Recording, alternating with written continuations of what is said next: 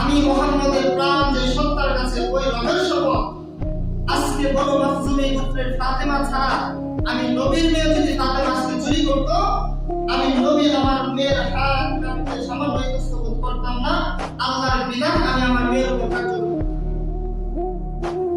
এজন্য এমন যোগ্য ব্যক্তিকে নির্বাচন করা যার মাধ্যমে সমাজে ইনসাফ প্রতিষ্ঠা হবে, যার সেরাই কোরআন আছে, যার সেরাই হাদিস আছে, যিনি কোরআন হাদিস ভিত্তিক সমাজে ইসলামকে কি করবে, প্রতিষ্ঠা করবে, এমন ব্যক্তিকে নির্বাচন করা।